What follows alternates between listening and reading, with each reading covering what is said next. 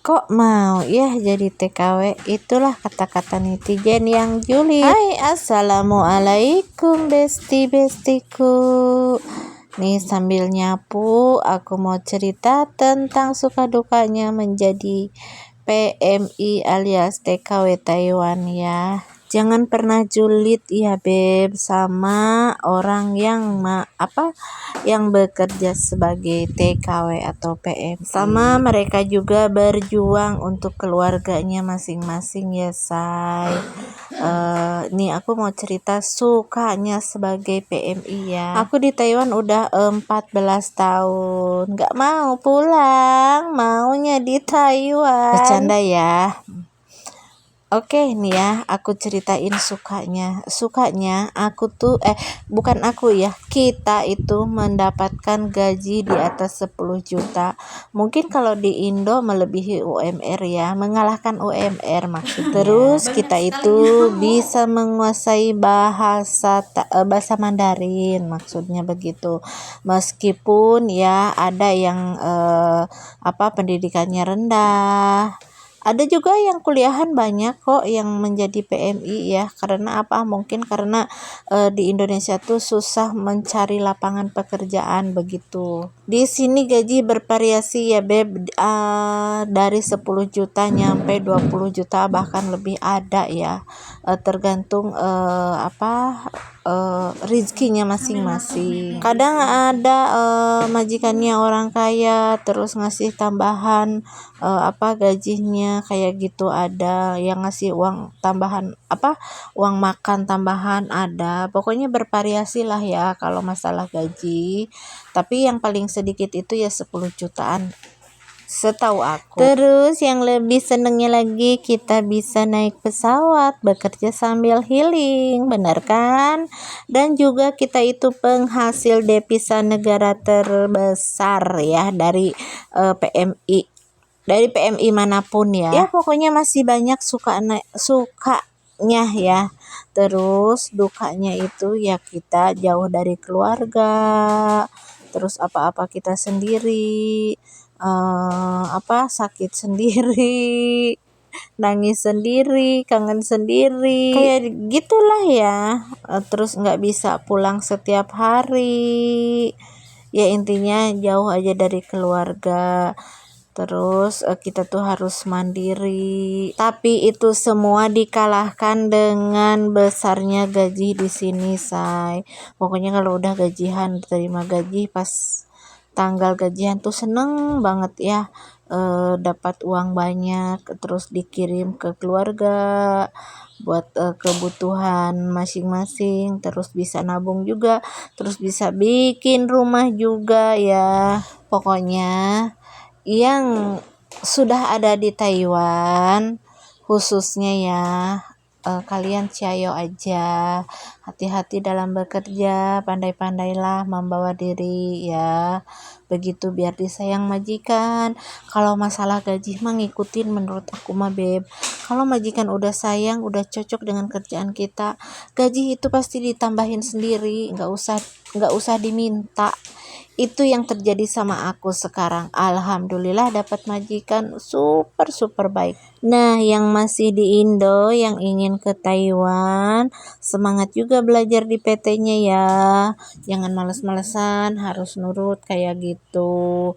Nanti biar terbiasa kalau udah datang ke rumah majikan masing-masing, udah bisa bahasa, kerjaannya udah pinter kayak gitu. Pokoknya kita harus pandai-pandai mengambil hatinya majikan ya, dengan inisiatif kita, pekerjaan kita yang bagus kayak gitu.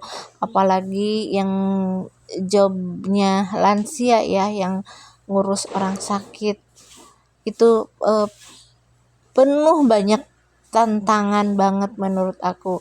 Tapi aku lebih suka jobnya jaga lansia. Selain punya pengalaman di bidang kesehatannya, jadi kita tahu ya cara menangani orang sakit, terus cara mengurusnya gimana. karena kita sering berinteraksi dengan alat-alat medis, apalagi kalau yang di rumah sakit itu ya, pasti tahu. Nah, kalau aku mah di rumah ya Beb, bukan di panti jompo, bukan di rumah sakit. Tapi nenek sehari-harinya pergi ke rumah sakit buat terapi tusuk jarum sama kontrol aja kayak gitu. Alhamdulillah ya, nenek yang aku rawat kemajuannya sangat pesat banget. Dari mulai aku masuk ke sini, yang dia tadinya nggak bisa apa-apa, yang lumpuh, terus makan pakai selang, tenggorokannya di selang, sekarang selangnya udah dihempaskan semua, udah bisa makan sendiri, apapun dia bisa makan, dan udah bisa jalan, alhamdulillah. Makanya majikannya tambah sayang aja ke aku, ya tambah baik, maksudnya kayak gitu. Pokoknya banyak lah ya Beb, suka dan dukanya kerja di Taiwan. Tapi kalau yang udah pernah atau yang udah di sini pasti nggak mau pulang deh. Saking betahnya ya kerja di sini, gaji gede ya. Banyak teman juga kayak gitu. Pasti pada betah deh ya. Apalagi sekarang ya ada program PTPM itu yang udah 14 tahun boleh program itu yang kita bisa tinggal lebih lama lagi di Taiwan. Sama kayak aku jadi males pulang.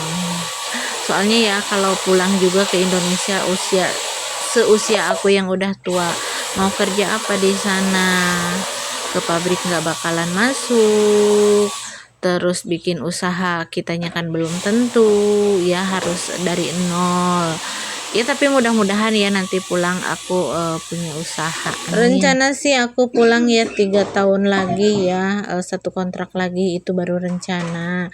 Tapi nggak tahu ke depannya. Ya mudah-mudahan nggak ada halangan apa-apa kayak gitu ya.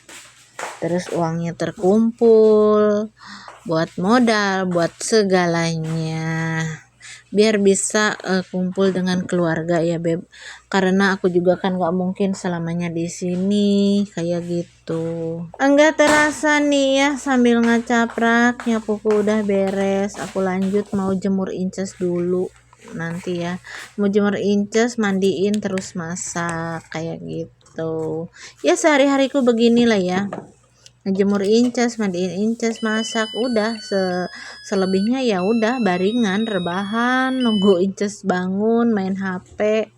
Ya udah kayak gitu. Nah, ini pakaian inces yang udah kering ya, kita masukin biar tidak berantakan, Beb. Kalau berantakan, aduh suka pusing kepala ya. Ya untungnya majikannya nggak pernah komplain apa-apa tentang pekerjaan, tentang rumah, mau berantakan, mau apa, nggak pernah nyuruh harus ini harus itu. Alhamdulillah nggak pernah. Nah, ini udah selesai semua. Aku lanjut mau jemur inces. Terima kasih. Bye bye.